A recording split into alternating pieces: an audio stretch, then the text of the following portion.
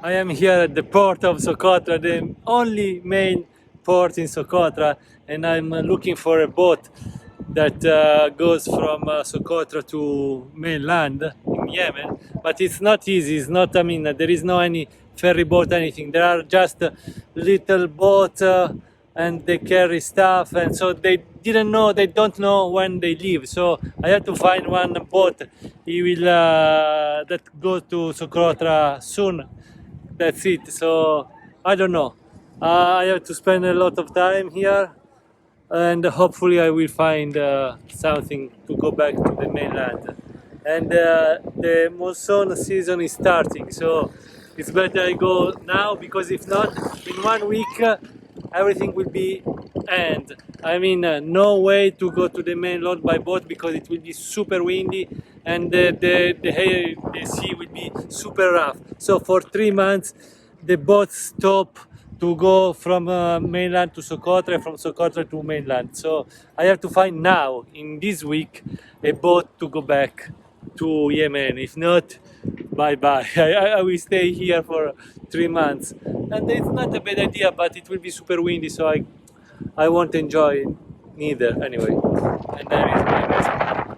You know what? A little consideration. Now I was waiting a boat, and there are a lot of little trucks that are taking a lot of bottles, plastic bottles from the boat, and to bring here to bring to Socotra. And it's sad because mostly of these boats will be thrown away everywhere, because in Socotra there are no any trash cans, so the people even don't care about, and they throw everywhere on the beach, in the town, on the road. So you see plastic bottles everywhere.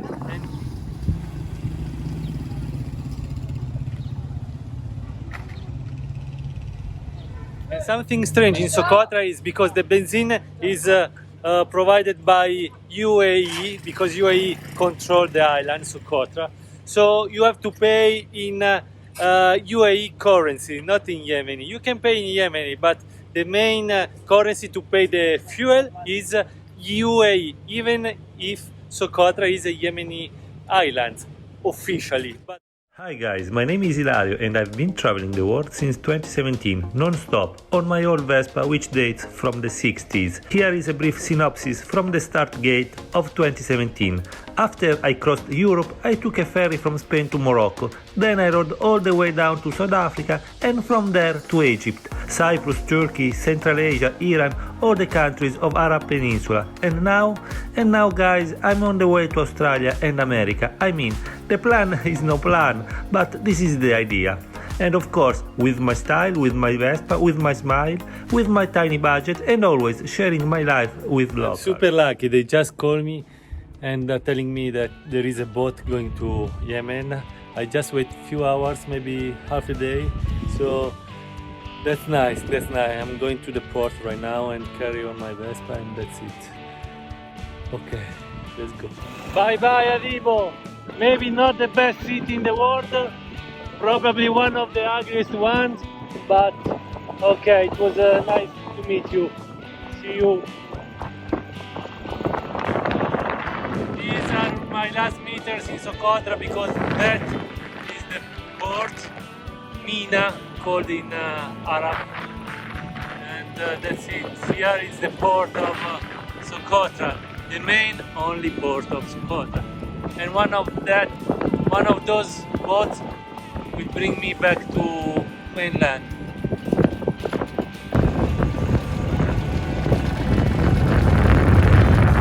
I don't know if this is the boat. I don't know. I don't understand. But they told me they are going to Yemen. Are going to Yemen, right? Okay. Okay. So let's see if they are going to Yemen really, or they bring me somewhere else. I don't know where.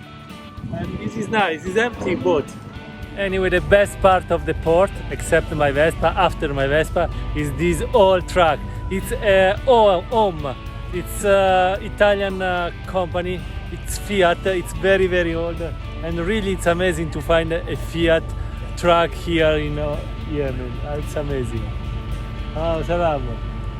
How are you? Captain, he's my captain. Hola. Thank you, Captain. Thank you. And the boat, yes, is exactly that one.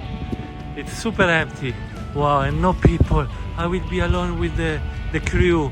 This is amazing, guys. This is a very luxury travel for me on the Indian Ocean with the crew and very clean boat. No bananas, no carton box. We put inside. Come here. We come. I come. Okay. And I was taking a picture of this beautiful truck, and the owner, the truck driver, told me, yeah, take a picture of me. Of course I will take a picture, but even a beautiful video. Thank you, shukran. I don't know what he's taking now to show me something. I don't know. No. And the name is because he supposed the name it was Calabrese. Calabrese. No, Calabrese is just the name of the manufacturer of this box. I don't know what he's taking. I don't know. Let's see. I don't know. Let's see. Ah, this one? Okay. He's taking some metal plate. Let's see what is written. Fiat. You see? Fiat. Exactly. Italian factory automobile Torino, from Torino. Fiat. Okay, that's amazing. Thank you. And still I'm waiting for the loading my Vespa on the boat. I want to show you something. For me, it's one of the best thing of Socotra. Look at this, guys. This is the number plate of Socotra. I mean, there are maybe 300 cars in all the islands, and half of them are without number plate, but half of them are with the Socotra number plate. It's amazing or not? I mean, with the tree and it's written Socotra. I asked to have one for my Vespa, but it seems that motorbikes they don't have any number plate. They don't need, so they don't have any number plate for my Vespa like memories. It's a pity because it's wonderful number plate. You see, as beautiful it is. So cool.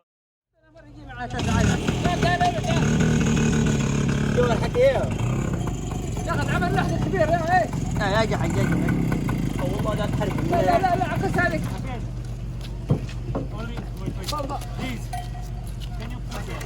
هذا احسن صح هذا افضل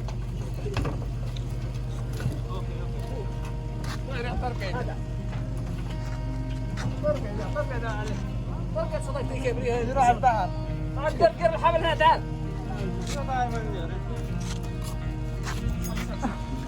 لا تهرش معاك قبل ما يشبع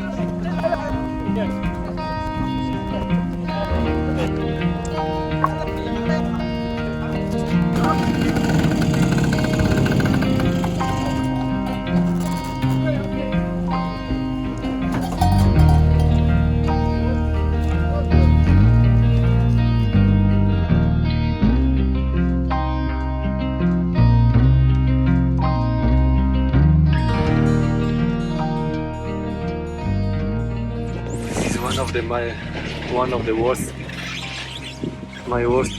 journey ever. The sea is very high. I feel very sick, and the waves last night were so high. It's not a good idea traveling in open ocean when the monsoon season is starting. Really not a good idea.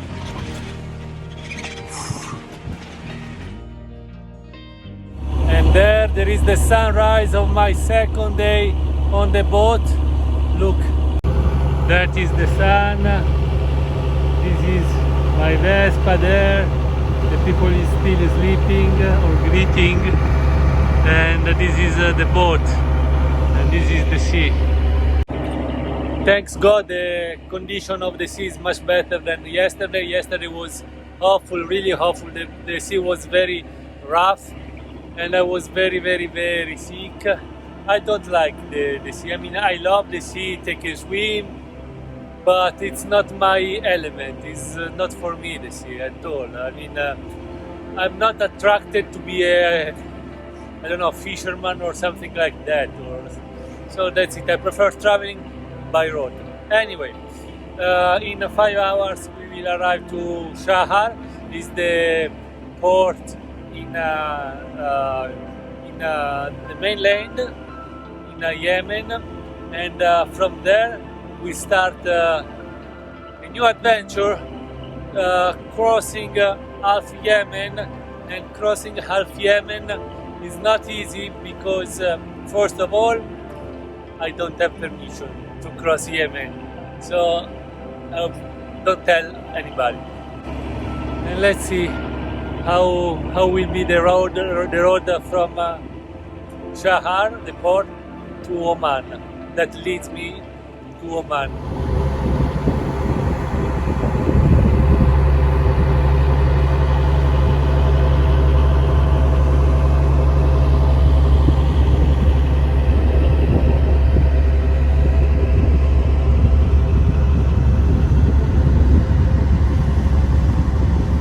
So this will be the conclusion about my Socotra chapter, and what I want to tell you about Socotra is a very isolated island, far away from everything.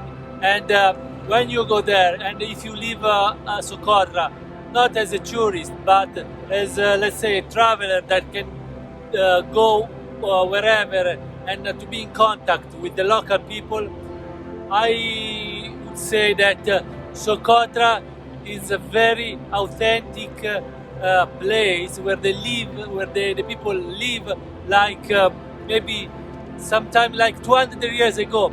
I give you some examples.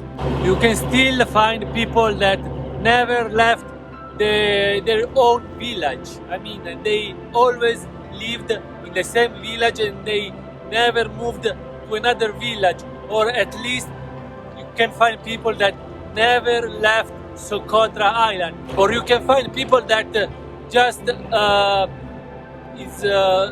eat rice and dates and fish or meat, nothing else for all the life.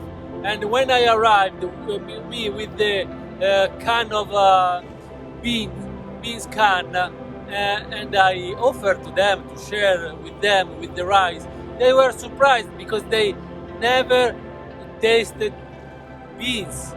I mean, it's strange.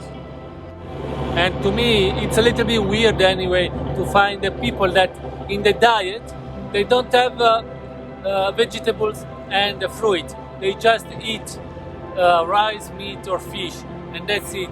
I mean, no vegetables, no fruit at all for all their life. Because in Socotra, remember, they just produce dates and papaya. That's it. Everything else is imported, and what is imported is extremely expensive for them, for their budget. In some villages, there is no internet at all. There is no connection with phone. So they are very remote places. And imagine now in 2022 a life without internet, and the people still can live happy life without internet. Of course, they don't know anything about the world, and when you cannot travel a lot, the relations, the social relations you have are just based on your village and or the village next to yours. So I mean, the people just know each other about the family members, or the closest friends of the village, and that's it. I mean, they are very isolated social relation. And about the wives, as I told you, you have to pay the wife. Still right now, you have to pay the parents of the wife, the bribe. So it's not common, for example, to have an activity, a sexual activity, till your wedding, because I mean, they are very Muslim and they just cannot even afford to have an extra partner or to have an extra relation with somebody, and even for a few time, even for 1 year, 2 years, 1 week. So they just have, for example, sex once in a life with their own partner and husband or wife, and that's it.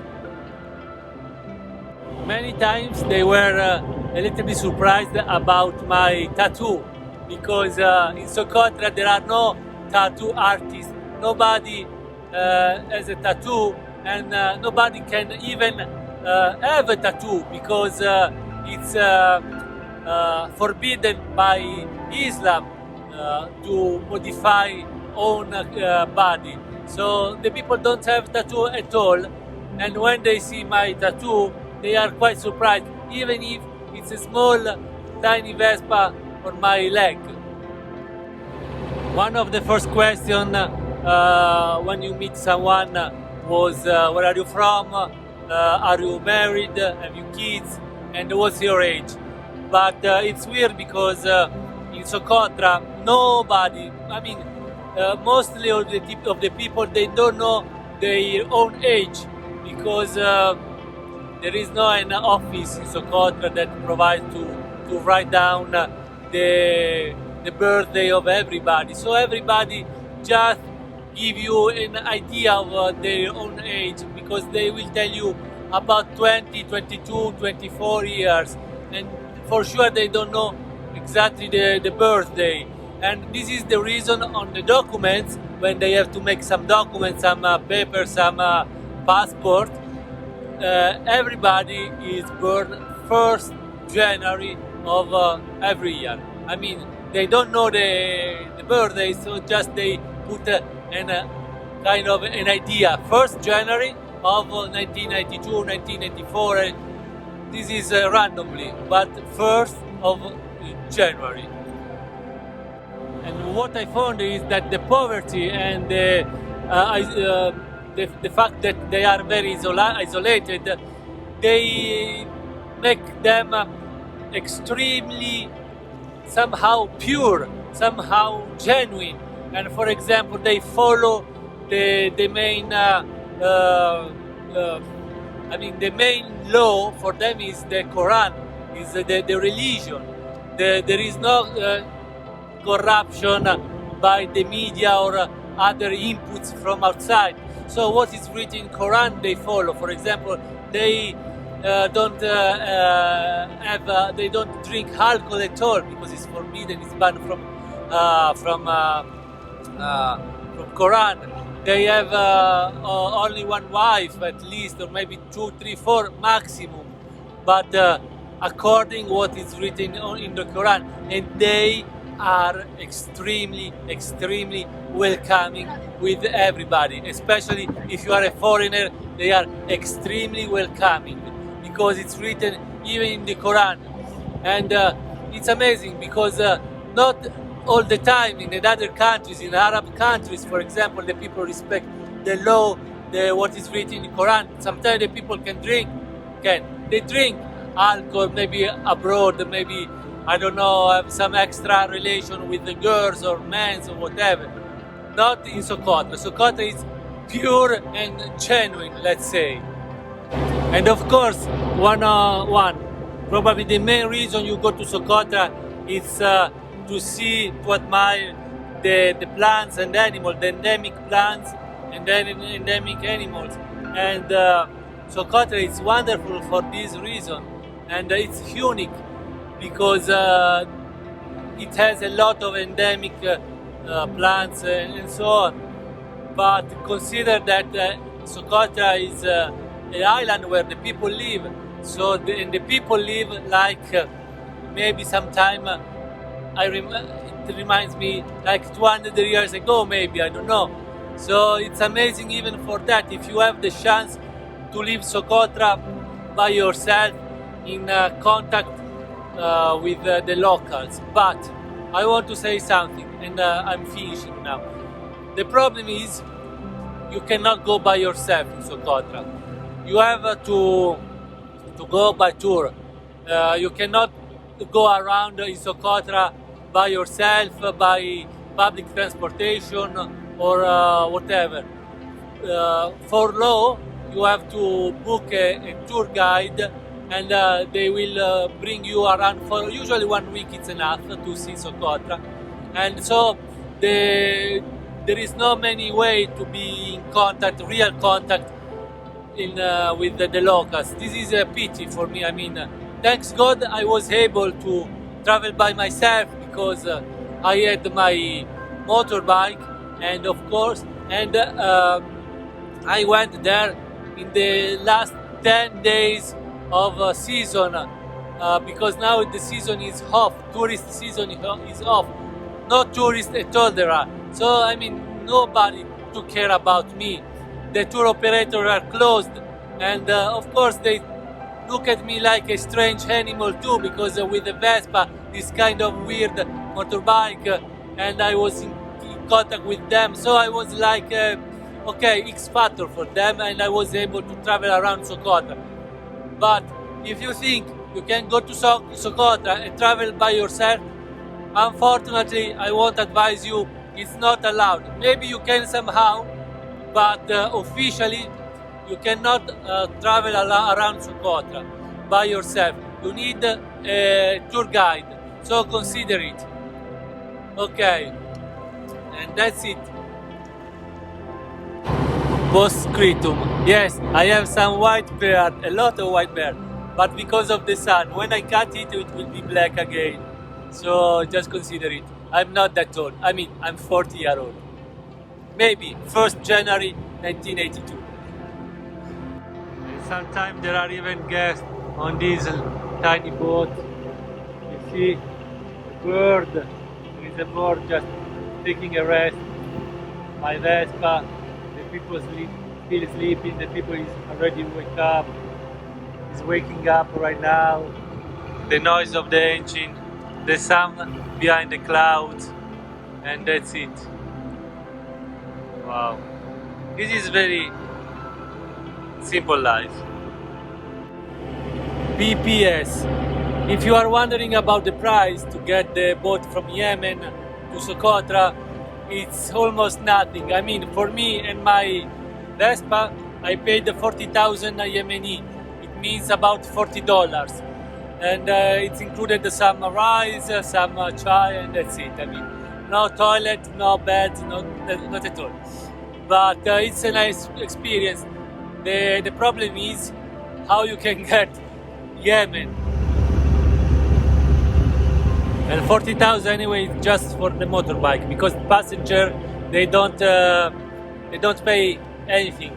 I mean, passengers are mostly all from Yemen or from Socotra, and the agreement is the merchant boats can go to Socotra and back to make their business, but they have to carry the passengers, and they don't pay at all, the locals. And this, guys, is the mainland of Yemen. This is Shahar. In 10 minutes we will arrive to the port, and you cannot understand how much I am happy right now to have finished this adventure by boat. Wow, wow, the land is waiting for me, guys.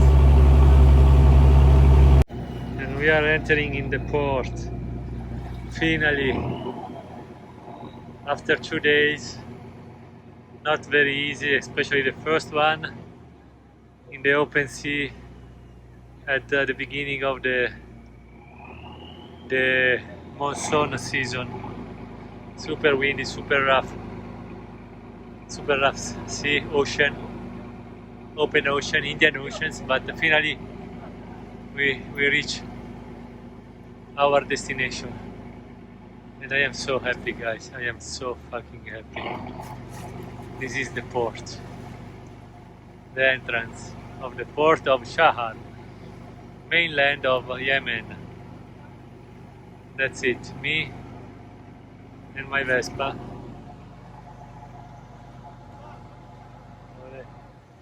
And my friends. Here we are. If my story has sparked your curious side and you would like to ask questions, share travel tips, or even contribute to this wild journey, you are most welcome, even to make a donation by PayPal or buy one of my personally designed creations from my online shop in the link below. And finally, don't forget to subscribe and click the bell of my YouTube channel. And join me on the other socials. Ciao!